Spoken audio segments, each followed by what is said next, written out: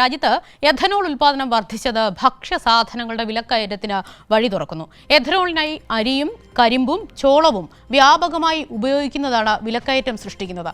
കഴിഞ്ഞ വർഷം 62.5 ലക്ഷം metric ton അരിയാണ് FCI ഗോഡൌണിൽ നിന്നും എഥനോൾ ഉൽപ്പാദിപ്പിക്കാൻ നൽകിയത്. എഥനോൾ ഉൽപാദനം വർദ്ധിക്കുന്നത് ഭക്ഷ്യവിലക്കയറ്റത്തിന് വഴിയൊരുക്കുകയാണ്.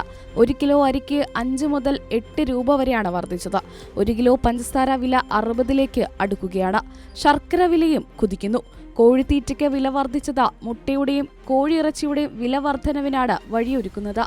അരിയും ചോളവും ഉൾപ്പെടെയുള്ള ധാന്യങ്ങൾക്കൊപ്പം കരിമ്പും എഥനോൾ ഉൽപാദനത്തിനായി വ്യാപകമായി ഉപയോഗിക്കുന്നുണ്ട്. ഇതാണ് വില വർധനവിന് ഇടയാക്കുന്നതെന്ന് വ്യാപാര മേഖലയുമായി ബന്ധപ്പെട്ടവർ പറയുന്നു. ഓണവിപണിയെ ലക്ഷ്യമിട്ട് വ്യാപാരികൾ സംഭരിച്ചു വെച്ചിരിക്കുന്ന ഉൽപ്പന്നങ്ങൾ പോലും വിൽക്കാൻ കഴിയാത്ത ഒരു വലിയ ഗൗരവതരമായിട്ടുള്ള ഒരു സാഹചര്യം കേരളത്തിൽ രൂപപ്പെട്ടു വന്നിട്ടുണ്ട്. 24-25 വർഷത്തിൽ ഇന്ത്യയിലെ FCI ഗോഡൌണിൽ നിന്ന് 64 ലക്ഷം ടൺ അരിയാണ് ഈ എഥനോൾ ഉൽപ്പാദിപ്പിക്കപ്പെടാൻ വേണ്ടി കേന്ദ്രമന്ത്രിയായിട്ടുള്ള നിതിൻ ഗഡ്കരിയുടെ മകൻ നടത്തുന്ന അല്ലെങ്കിൽ മക്കൾ നടത്തുന്ന കോർപ്പറേറ്റ് സ്ഥാപനത്തിന് 40% സംഭരണ വിലയേക്കാൾ കുറച്ച് ഗവൺമെൻറ് കൊടുത്തിട്ടുള്ളത്.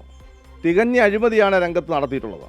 ചോളം, കരിമ്പ്, അരി, ഗോതമ്പ്, മരച്ചീനി എന്നീ ഭക്ഷ്യ ഉൽപ്പന്നങ്ങളാണ് പ്രധാനമായും ഉപയോഗിക്കുന്നത്.